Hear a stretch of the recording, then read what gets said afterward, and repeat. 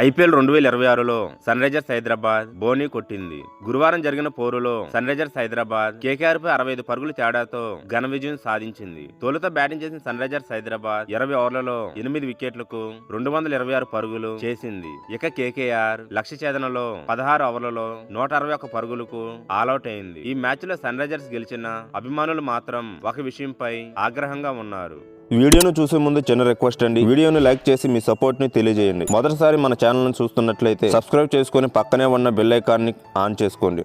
Sun Risers Hyderabad ఆడుతున్న మ్యాచ్ల్లో umpire నిర్ణయాలు వివాదాస్పదంగా మారుతున్నాయి. గత 2 మ్యాచ్ల్లోనూ 2 క్యాచ్ల విషయంలో ఎంపైర్లు ఇచ్చిన నిర్ణయాలు వివాదాస్పదంగా మారాయి. ఆర్సీబీతో జరిగిన పోరులో హ్యాండ్రిచ్ క్లాసెన్ కొట్టిన భారీ షాట్ ను బౌండరీ లైన్ వద్ద ఫిల్ సాల్ట్ క్యాచ్ పట్టాడు. అయితే అతని కాలు బౌండరీ రోపును తాకినట్లుగా కనిపించింది. ఎంపైర్ పలుమార్లు చూసి చాలా త్వరగా అవుట్ అంటూ నిర్ణయం ప్రకటించాడు. అయితే ఈ నిర్ణయాన్ని సునీల్ గవాస్కర్ లాంటి దిగ్గజాలు తప్పుబట్టారు. ఎంపైర్ మరింత సమయం వెచ్చించి క్యాచ్ ని పరిశీలించి ఉంటే బాగుండేదని పేర్కొన్నాడు. ఇక కేకేఆర్ తో జరిగిన పోరులో కూడా అభిషేక్ శర్మ క్యాచ్ ఇలానే వివాదాస్పదంగా మారింది. అభిషేక్ శర్మ ఫుల్ షాట్ ఆడగా బంతి వేగంగా లెగ్ సైడ్ వైపు గాల్లో వెళ్ళింది. బౌండరీ లైన్ ముందు నేలను తాకేలా కనిపించింది. అయితే వరుణ్ చక్రవర్తి ముందుకు డైవ్ చేస్తూ బంతిని అందుకున్నాడు. అవుట్ అంటూ సంబరాలు చేసుకున్నాడు. అయితే అభిషేక్ క్రిజ్లోనే ఉండగా ఎంపైర్లు టీవీ ఎంపైర్ కు రిఫర్ చేశాడు. పలుమార్లు క్యాచ్ ని పరిశీలించిన టీవీ ఎంపైర్ చివరకు అవుట్ గా